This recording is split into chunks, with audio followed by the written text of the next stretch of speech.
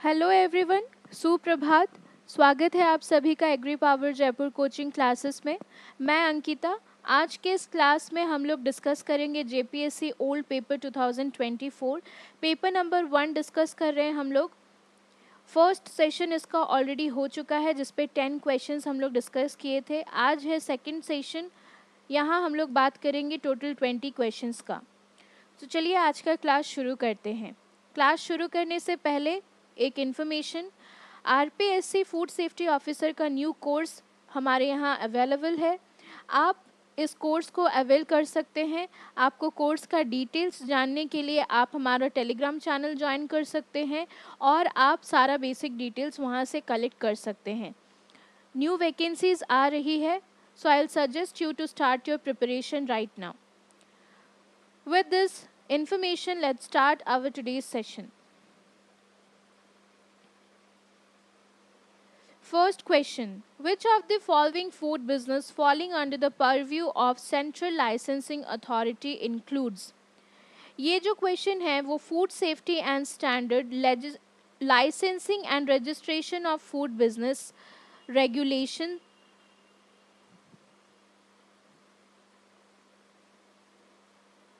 Licensing and registration of food business regulation 2011 से लिया गया है।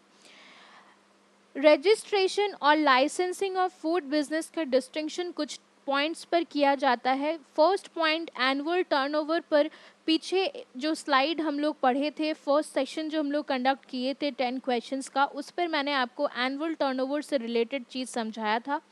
आज का जो क्वेश्चन है that is depend on the basis of the production capacity of the manufacturing unit. Central licensing और स्टेट लाइसेंसिंग का जो डिफरेंस होता है वो होता है on the basis of annual turnover. वो भी मैंने आपको समझाया था फर्स्ट क्लास में। फॉर एग्जांपल, कोई भी कंपनी का अगर 12 लाख से कम होता है एनुअल टर्नओवर पर एनम, तो उनको अपना बिजनेस रजिस्टर करवाना होता है। जो फूड बिजनेस ऑपरेटर का एनुअल टर्नओवर 12 लाख से 20 करोड़ तक का होता है, उनको स्टेट लाइसेंसिंग अथॉरिटी के अंदर मिलता है स्टेट लाइसेंस। और जिनका बिजनेस का एनुअल टर्नओवर 20 करोड़ से अबव होता है, उनको मिलता है सेंट्रल लाइसेंसिंग अथॉरिटी के अंदर सेंट्रल लाइसेंस। यहाँ बात हो रहा है प्रोडक्शन का। तो देखो ये स्टेटमेंट सारा सही है, बस जो हुआ है ऑल्टरेशन वो हुआ है नंबर्स पर।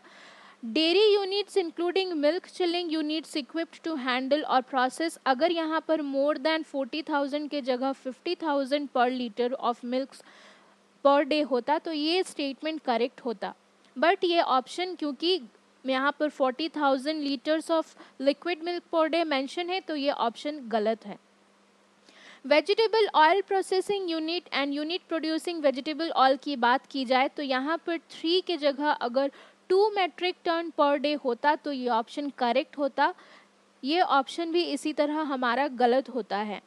ऑप्शन नंबर सी की अगर बात करें, all slaughter houses equipped to slaughter more than 50 large animals और 150 और more small animals including sheep or goats or 1000 or more poultry birds per day। ये ऑप्शन जो है वो बिल्कुल करेक्ट है हमारा, और नंबर्स भी यहाँ पर करेक्टली मेंशन किए गए हैं।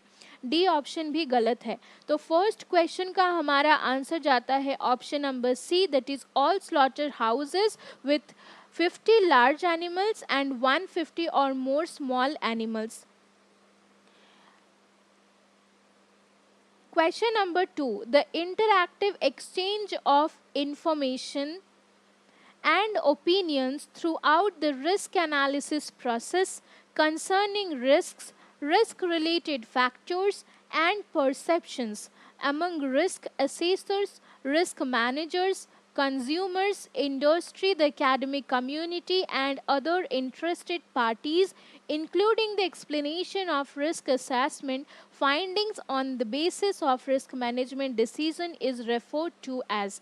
ये काफ़ी लंबा स्टेटमेंट एक है जिसको देखकर जनरली कंफ्यूजन होता है एग्जामिनेशन टाइम पर, बट ये क्वेश्चन बहुत सिंपल है, बहुत सिंपल जगह से उठाया गया है। Food safety and standard act 2006, इसका हम लोग जानते हैं it consists of 12 chapter, 101 sections and 2 schedules. First chapter जो है, chapter number 1, it consist of total 3 sections. First section बात करता है short title, extent and commencement. Second जो सेक्शन है वो बात करता है कि union should take under its control the food industries. और सेक्शन नंबर 3 जो आता है चैप्टर 1 के अंदर, it consists of so many important definitions, जहां पर इन चारों ऑप्शंस को क्लियरली मेंशन किया गया है। और एज इट इज़ अगर आप देखोगे ये स्लाइड, ये आप food safety and standard act का जो आपका पेपर है, जो डेटा है, उस डॉक्यूमेंट को अगर आप रीड करेंगे तो आप देखेंगे एज इट इज़ क्वेश्चन उठा करके दिया हुआ है, कोई चेंज नहीं है इस स्टेटमेंट पे। तो रिस्क एनालिसिस की वहाँ बात की गई है। रिस्क एनालिसिस का मतलब होता है कि ऐसा प्रोसेस जिस पे हम लोग, जो फूड प्रोसेसिंग यूनिट है, जो पर्टिकुलर फूड प्रोडक्ट या आर्टिकल ऑफ फूड को प्रोसेस किया जा रहा है, मैन्युफैक्चर किया जा रहा है, उसमें आने वाले रिस्क को एनालाइज करना और उस पर एक्शन लेकर उसको रोकना।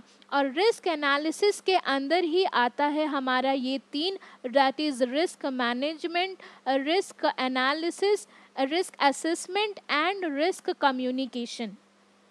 रिस्क एनालिसिस के अंदर ये जो 3 है, ये 3 मेन कंपोनेंट है जिसको कैरी फॉरवर्ड करके, जिसको कंबाइन करके हम लोग रिस्क को एनालाइज करते हैं और उसको रोकते हैं।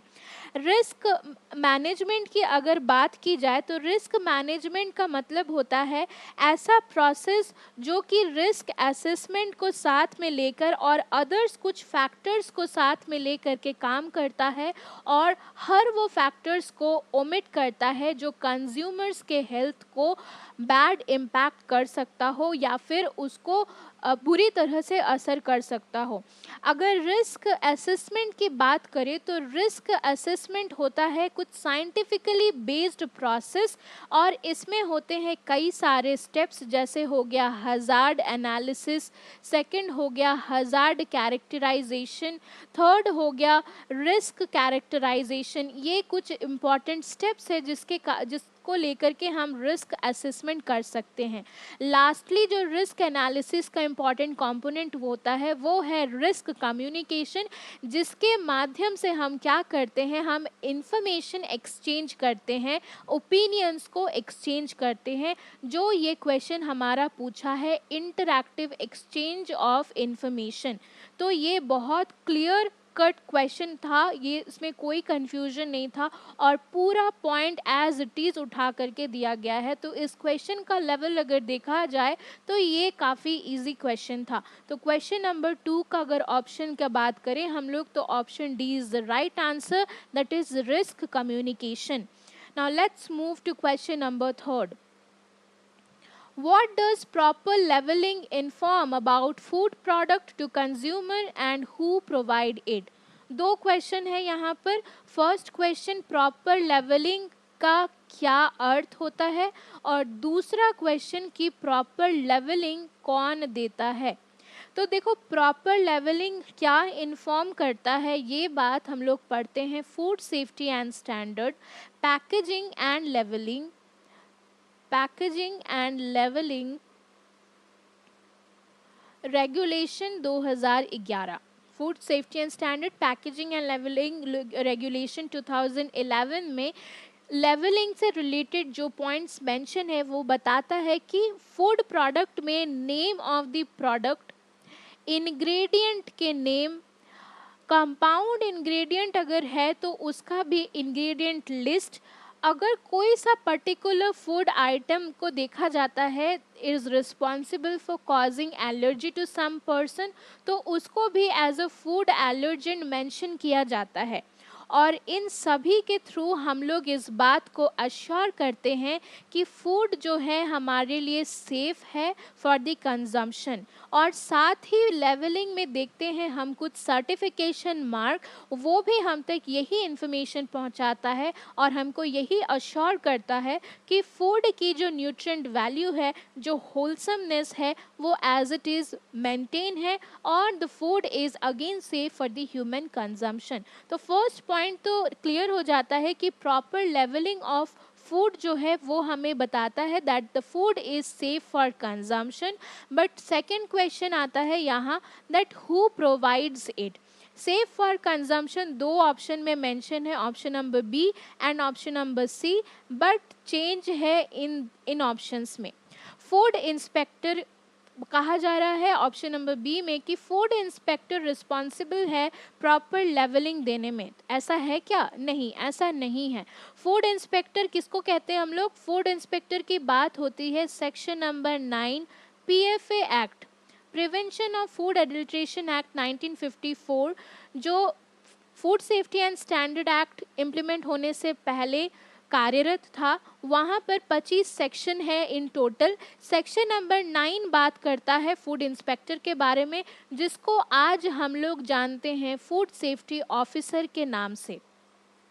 ये पर्सन रिस्पॉन्सिबल होता है इंस्पेक्शन करने का, फूड प्रेमाइसेस का, फूड सैंपल्स को कलेक्ट करने का, और साथ ही इस बात का ध्यान रखने का कि फूड प्रेमाइसेस में जो है वो फूड सेफ्टी मैनेजमेंट सिस्टम के तहत प्रॉपर हाइजीन प्रैक्टिसेस फॉलो हो रहा है या नहीं।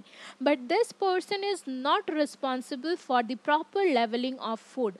प्रॉपर लेवलिंग ऑफ फूड देने का काम होता है फूड मैन्युफैक्चरर का। तो इसी के साथ हमारा करेक्ट ऑप्शन जाता है क्वेश्चन नंबर 3 का, that is option number C, safe for consumption and food manufacturer. That is proper leveling in form, that is food is safe for the human consumption, and food manufacturer is the person who provides it. Question number 4. Which of the following is restricted for sale or expose for sale or have in his possession for the purpose of sale or for use as an ingredient in the preparation of any article of food intended for sale? Question बड़ा होता है तो हमें confusion हो जाता है, इसीलिए हम लोगों को हमेशा ट्राई करना चाहिए ऑप्शन समझने से पहले, आंसर देने से पहले क्वेश्चंस को इजीली समझ लेना। यहाँ पर आपको पूछा जा रहा है कि कौन सा ऐसा फूड आइटम है या फिर कौन सा ऐसा आर्टिकल है जिसको रेस्ट्रिक्ट किया गया है फॉर सेल, रेस्ट्रिक्ट किया गया है for sale.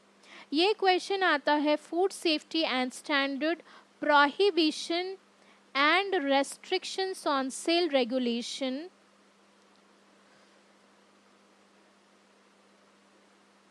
2011। Prohibition and restriction on sale regulation 2011 इस पर्टिकुलर टॉपिक से ये क्वेश्चन है। और उस डॉक्यूमेंट्री को आप अगर पढ़ेंगे तो आपको ये क्लियरली वहाँ पर दिखेगा कि केसारी का दाल को मना किया गया है, उसको रेस्ट्रिक्ट किया गया है सेल से। केसारी का दाल एज ए सिंगल इंग्रेडिएंट हो या फिर एज एन एडमिक्सचर हो या किसी अदर दाल के साथ या किसी अदर ग्राम्स के साथ इसको ऐड करके सेल करना हो, दोनों ही केस में ये रेस्ट्रिक्टेड है। केसारी जो है इसको हम लोग लेथाइरस सटाइवम के नाम से जानते हैं and it cause letharism. It is not safe for the human consumption, that is why it is restricted for sale and it is mentioned in Food Safety and Standard Regulation 2011. So question number 4 का हमारा answer होता है Khesari. Chicory की अगर बात करें तो ये एज एन एडल्ट्रेंट कॉफ़ी में यूज़ होता है। आर्जीमोन जो है वो यूज़ होता है as an adulterant in mustard oil. और सेसमे जो है वो एक वन ऑफ द सीड है which is used for the formation of sesame oil, जिसको हम लोग हिंदी में तिल जानते हैं। Question number 5. When a food safety officer takes a sample of food for analysis, he shall, option इतना बड़ा है उसको देखकर कंफ्यूज होने की कोई बात नहीं है, काफ़ी सिंपल क्वेश्चन है। ये क्वेश्चन लिया गया है section number 38 of food safety and standard act 2006, जहां बात होता है power of food safety officer का। वहाँ उस सेक्शन में आपको देखने को मिलेगा कि फूड सेफ्टी ऑफिसर का क्या रोल होता है, क्या रिस्पॉन्सिबिलिटीज़ होता है। जैसे कि आपको मैंने पहले भी बताया कि food safety officer is the person जो कि रिस्पॉन्सिबल होता है सैंपल्स कलेक्ट करने में, फूड प्रेमाइसेस का इंस्पेक्शन करने में।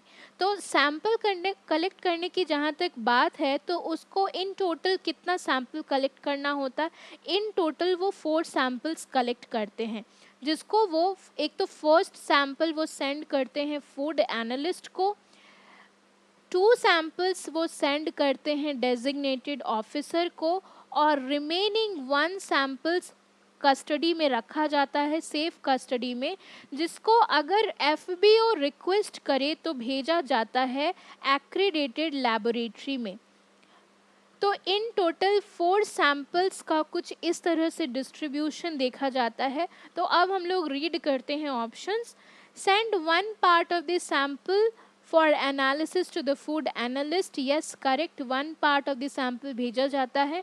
2 parts to the designated officer, yes again it is correct, 2 parts of the sample is sent to designated officer for keeping this in safe custody, and remaining part for analysis to an accredited laboratory, yes it is also correct. So option number A में जो भी mention है that is correct statement. Option B की बात अगर करें तो send 2 parts of the sample for analysis of food, no we send only 1 sample to the food analyst, 1 part to the designated officer, 2 parts we send to DO, and remaining part ये correct था, but ये 2 options गलत होने के कारण हमारा option B सही नहीं है। Send 1 part of the sample for analysis to the food analyst ये करेक्ट है, बट 1 पार्ट टू डीओ नहीं होगा, होगा 2 part. All sample send for analysis to an accredited laboratory, no. Question number 6. Which test is performed to check the quality of incoming milk for acceptance or rejection? Milk जो है वो उसको हम लोग पहले एक एक्सेप्टेंस और रिजेक्शन टेस्ट करते हैं, आफ्टर दैट वो कैंस में, मिल्क कैंस में उसको हम लोग डाल करके डेयरी फार्म्स में डिस्ट्रीब्यूट करते हैं। But before happening of this procedure, इसके पहले होता है एक मिल्क का एक्सेप्टेंस और रिजेक्शन टेस्ट, जहां पर हम लोग प्लेटफॉर्म बैलेंस में उस मिल्क को वेट करते हैं और फर्दर एक्सेप्टेंस और रिजेक्शन का जो भी डिसीजन होता है वो हम लोग देते हैं। तो यहाँ पर जो ऑप्शन करेक्ट है that is platform test. Standard test और क्वालिटी टेस्ट को देख करके कंफ्यूजन इसलिए नहीं होना है क्योंकि यहाँ पर क्वालिटी ऑफ सिर्फ मिल्क की बात नहीं हो रही, क्वालिटी ऑफ इनकमिंग मिल्क की बात हो रही है, जिससे फर्दर फिर मिल्क को डेयरी फार्म में डिस्ट्रीब्यूट किया जाता है। शॉक्सलेट टेस्ट की अगर बात करें तो ये टेस्ट परफॉर्म किया जाता है आपका, इस टेस्ट को हम लोग परफॉर्म करते हैं कोई एक्सट्रैक्शन करने में बायो एक्टिव कंपाउंड का, extraction of bio active compound. तो इसका इस क्वेश्चन के साथ तो कोई लेना देना नहीं है, तो ये ऑप्शन ओमिट हो जाएगा, और इन दोनों का मैंने आपको बता दिया। So platform test is the right answer for the option for the question number 6। Now let's move to question number 7। Who among the following may by notification appoint such persons possessing the qualifications prescribed by the central government as he thinks fit as food analyst for such local areas as may be assigned to him by the Commissioner of Food Safety? ये question थोड़ा सा confusion create करता है, जिसको मैं आपको अभी clear करती हूँ। इस क्वेश्चन में पूछा जा रहा है कि फूड एनालिस्ट का क्या क्वालिफिकेशन होना चाहिए और फूड एनालिस्ट को अपॉइंट कौन करते हैं।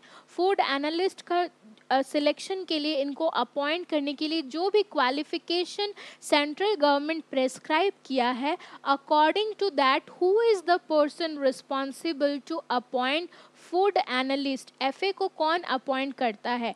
तो फूड एनालिस्ट को अपॉइंट करते हैं designated officer, no. Food safety officer, no. Assistant food safety commissioner, no. Food commissioner is the person who appoint food analyst. Food commissioner appoint करता है फूड एनालिस्ट को।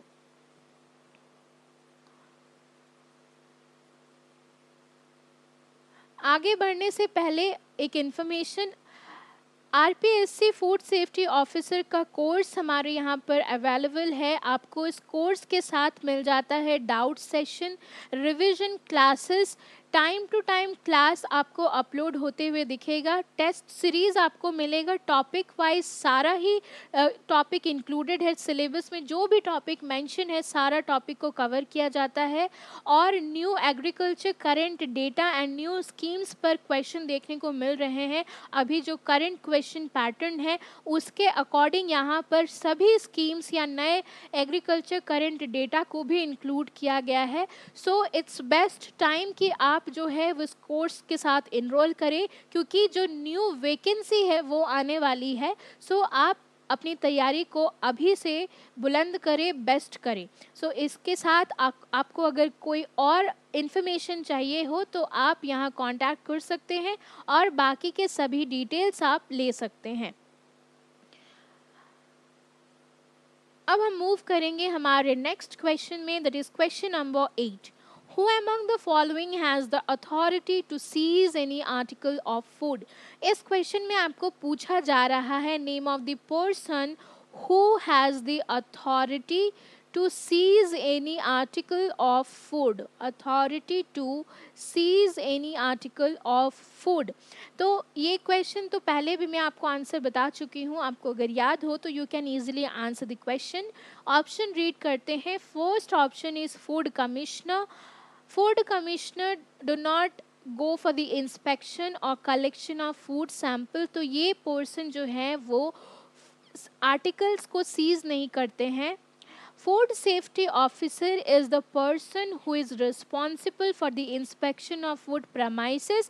और फूड सेफ्टी ऑफिसर ही क्या करते हैं, किसी भी आर्टिकल को सीज कर सकते हैं और उसको फर्दर सैम्पलिंग के लिए भेज सकते हैं। अगर उनको ऐसा लगा कि कोई सा भी फूड जो है उसमें एडल्ट्रेंट प्रेजेंट है, या उनको डेजिग्नेटेड ऑफिसर का आदेश हो कि वो उसको पर्टिकुलर प्रेमाइसेस में जाना है, फूड सैंपल्स कलेक्ट करना है, और अगर वहाँ पर किसी खाद्य पदार्थ में गड़बड़ी दिखे, कोई एडल्ट्रेंट का मिलावट वहाँ दिखे, तो उस आर्टिकल को वो सीज कर सके। तो इसी के साथ हमारा ऑप्शन जो करेक्ट होता है that is option number B, food safety officer.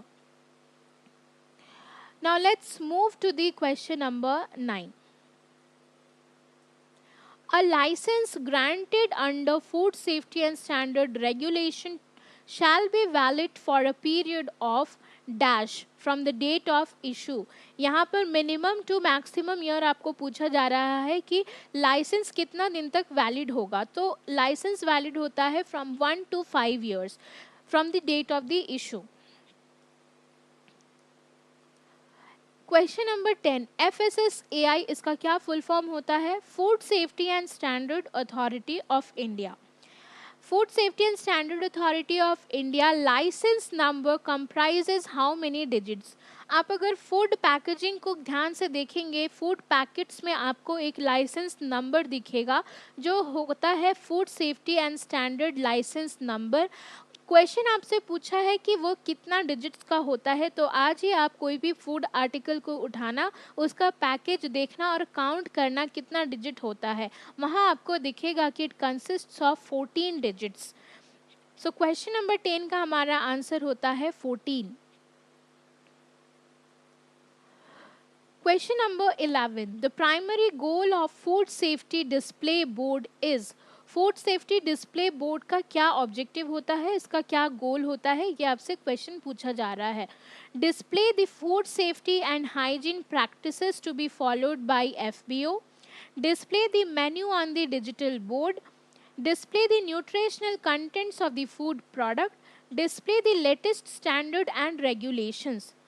देखो मेन्यू को डिस्प्ले करने का कोई मतलब नहीं होता है, फूड सेफ्टी से रिलेटेड कोई इसका रिलेशन नहीं है, सो ये ऑप्शन गलत है. Display the nutritional contents of the food, food packaging में लेवलिंग और वहाँ पर आपकी न्यूट्रिशनल वैल्यूज़ दी जाती है, पर डिस्प्ले बोर्ड में इसको मेंशन करने का कोई रिलेशन नहीं है. Display the latest standard and regulation, latest standard and regulation से रिलेटेड अवेयरनेस प्रोग्राम्स होते हैं, सर्टिफिकेशन कोर्सेज होते हैं, वहाँ आपको स्टैंडर्ड रेगुलेशन से रिलेटेड बातें समझाए जाते हैं, बट डिस्प्ले बोर्ड में वो चीज़ों का कोई लेना देना नहीं होता. डिस्प्ले बोर्ड का काम है to display food safety and hygiene practices, जो कि फूड बिजनेस ऑपरेटर को फॉलो करना होता है. So option number A is the right answer of question number 11. Now let's move to the question number 12. With reference to the polythene and foodstuff contact, the Indian standard specification is. यहाँ पर आपको पूछा जा रहा है कि जो Indian standard specification mark है वो पॉलीथीन के लिए, polythene with food stuff contact कौन सा है. यहाँ 4 ऑप्शन आपको देखने को मिल रहा है. Food safety and standard packaging and labelling of food regulation 2011 में इन सभी चारों इंडियन स्टैंडर्ड स्पेसिफिकेशन मार्क के बारे में मेंशन है. वहाँ IS 10146 talks about the polythene and foodstuff contact. IS 10910 के बारे में यहाँ पर बताया जाता है कि polypropylene in contact with foodstuff, in contact with foodstuff. IS 10151 polyvinyl chloride in contact with foodstuff. IS 10142 styrene polymer material के बारे में बताता है इन कॉन्टैक्ट विथ फूडस्टफ. तो यहाँ क्वेश्चन पूछा था पॉलीथीन इन कॉन्टैक्ट विथ फूडस्टफ, इसीलिए हमारा ऑप्शन जाता है first IS 10146. Question number 13. Which of the following is not a naturally existing toxic substance? Naturally occurring toxic substance के बारे में यहाँ बात हो रहा है. तो आपसे पूछा जा रहा है इन 4 ऑप्शन में से कौन सा नॉट NOT नहीं है. नॉट यहाँ पर क्लियरली मेंशन है, तो ऑप्शन को ध्यान से आप पढ़िए और आंसर करिए. Option number A says agaric acid, option number B hypericin, option number C safrole and option number D carbaryl. FSSAI के वेबसाइट में कुछ नेचुरली ऑकरिंग टॉक्सिक के नाम मेंशन है, कौन से आर्टिकल में पाए जाते हैं, इसके साथ कौन कितना लिमिट है वो भी दिया हुआ है. तो एगारिक एसिड ऐसा एक नेचुरली ऑकरिंग टॉक्सिक सब्सटेंस है जो पाया जाता है फूड कंटेनिंग मशरूम, और इसका जो एक मैक्सिमम लिमिट है वो दिया गया है 100 ppm. हाइपरसिन एक ऐसा नेचुरली ऑकरिंग टॉक्सिक सब्सटेंस है which is found in alcoholic beverages, और इसका मैक्सिमम लिमिट जो है वो दिया हुआ है 1 ppm. सैफ्रॉल की अगर बात करें तो वो मीट प्रिपरेशन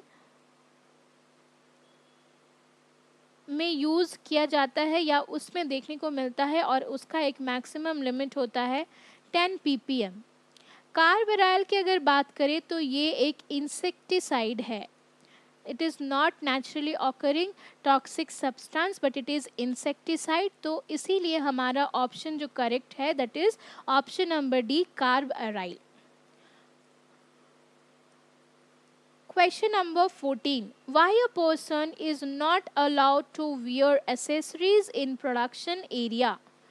ये बात गुड हाइजीन प्रैक्टिसेस में हमें देखने को मिलता है. Food safety management system plan program जो होता है वहाँ हम लोग बात करते हैं GMP, GHP, GAP, HACCP. good manufacturing practices, good hygiene practices, good agriculture practices, hazard analysis critical control point. Good hygiene practices के वहाँ कुछ कंपोनेंट्स है और वहाँ पर कुछ प्रिंसिपल्स है. वहाँ क्लियरली मेंशन होता है कि प्रमाइसेस में कोई भी व्यक्ति जो काम कर रहा होगा वो कोई एसेसरीज या फिर कोई ऐसा मटेरियल नहीं पहनेगा जो कि फिजिकल हजार्ड कॉज कर सकता है. किस लिए ये नियम दिया गया है? To avoid physical hazard, yes. To reduce contamination, yes. Subjected to follow GHP, तो यस हम लोग ये बात जीएचपी में ही पढ़ते हैं. तो इसीलिए option number D, all of this is the right answer कि एसेसरीज पहनना मना इन तीनों ऑप्शंस के कारण है.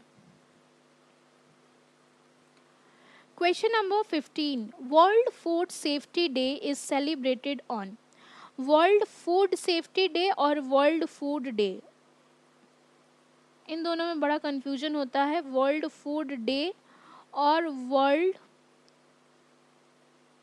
फूड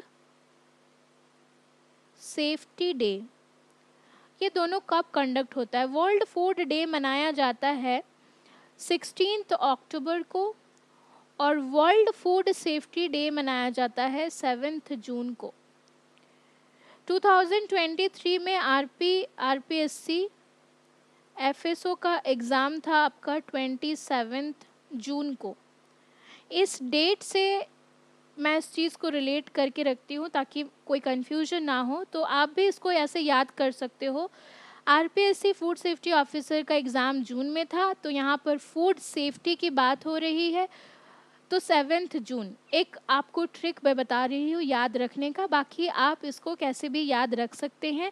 वर्ल्ड फूड डे मनाया जाता है 16 अक्टूबर को, वर्ल्ड फूड सेफ्टी डे मनाया जाता है 7 जून को.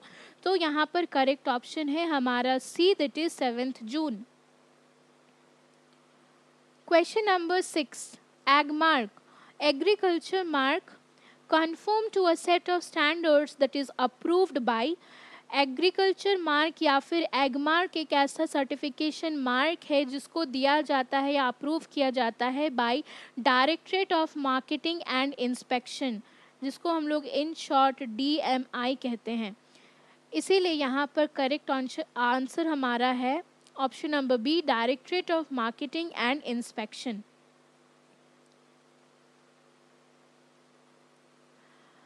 Question number 17. Any person who, whether by himself or by any other person on his behalf, manufactures or sell or stores or sell or distributes or import any article of food for human consumption which is substandard shall be liable to a penalty which may extend to dash lakh rupees. यहाँ पर बात हो रही है penalty of substandard food की.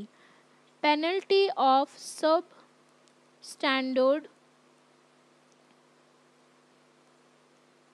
food. Food safety and standard act 2006 में chapter number 9 में offences and penalties की बात हुई है.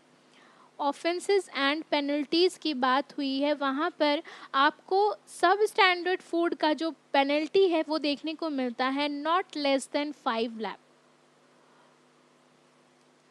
Not less than 5 lakh. तो यहाँ आपको ऑप्शन यहाँ बी में दिख रहा है कि option number B says 5 lakh rupees. Question number 18. Any biological, chemical or physical factor or condition of food which effectively cause adverse effect on health is called. यानी बुरा प्रभाव डालता है कंज्यूमर के हेल्थ पर, तो इसको हम लोग क्या कहते हैं? तो ये क्वेश्चन भी आपका जो है food safety and standard act 2006 chapter 1 section number 3 में मेंशंस डेफिनेशन में एक टॉपिक आता है हजार्ड. वहाँ पर आपको देखने को मिलेगा कि it consists of biological, chemical and physical hazard which causes adverse effect on health. So इसीलिए हमारा यहाँ पर ऑप्शन देखो क्या है. Option A risk, option number B hazard, option number C adulterant, option number D extraneous matter. तो यहाँ हमारा क्या आंसर जाएगा? Option number B hazard, biological, chemical और physical factor which causes adverse effect on health is called hazard. Adulterant का मतलब वो होता है वैसा सब्सटेंस जो किसी भी आर्टिकल ऑफ फूड में डाला गया हो टू मेक इट एडल्ट्रेट। और क्यों इसको किया जाता है? ताकि इसको जो है वो कॉस्ट इफ़ेक्टिव बनाया जा सके, कम कॉस्ट पर ज़्यादा से ज़्यादा प्रोडक्ट को सेल कर सके, मार्जिन हम कम कर सके। और ये भी क्या करता है? एडवर्स इफेक्ट कॉज करता है, लेकिन इसको हम लोग बायोलॉजिकल, केमिकल और फिजिकल फैक्टर में नहीं बोलते हैं, इसलिए ये ऑप्शन यहाँ इस क्वेश्चन के लिए नहीं जाएगा।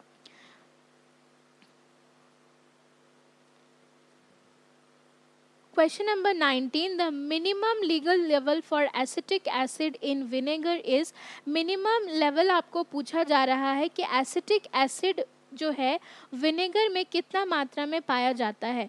तो इसका आंसर है 4%। 4% is the minimum level for acetic acid in vinegar. Now we'll move to the last question of today's session. The online service food production approval system is developed to। Question से ही आप इसका answer कर पाओगे। Food production approval system का बारे में पूछा जा रहा है। तो ये डेवलप किया गया है to identify that if a product requires approval from FSSAI और नॉट। सो ये ऑप्शन जो है हमारा करेक्ट है। Regulate import and sale of article of food, इसके लिए फूड प्रोडक्शन अप्रूवल सिस्टम नहीं है। फूड स्टैंडर्ड एंड रेगुलेशंस को भी ये सिस्टम नहीं बताता है। To ensure safe and wholesomeness of the food, इसके लिए तो कई सारे रेगुलेशंस हम लोग पढ़ते हैं, जैसे food safety and standard packaging and labelling में हम लोग देखते हैं किस तरह का पैकेजिंग होना चाहिए ताकि पैकेजिंग मटेरियल से रिलेटेड कोई कंटामिनेंट जो है फूड प्रोडक्ट में ना आए। कोई फूड जो किसी को हम लोग रेस्ट्रिक्ट करते हैं सेल से because of the not meeting the standard of the food, किसी को हम लोग क्या करते हैं, हम लोग प्रोहिबिट करते हैं।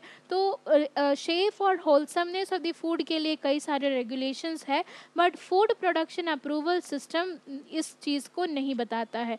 तो हमारा क्वेश्चन नंबर 20 का क्या आंसर जाता है? Option B, that is identify if a food product requires approval from food safety and standard authority of India. इसी के साथ आज का सेशन होता है ओवर। आई थिंक आपको ये 20 क्वेश्चन समझ में आया होगा, इसके एक्सप्लेनेशन समझ में आया होगा। इफ़ इन केस कोई डाउट रहता है so you can ask us in the comment section. Till then thank you so much my dear students. मिलती हूँ आपके साथ नेक्स्ट क्लास में एक नए बेहतर कंटेंट के साथ। Till then thank you, have a nice day.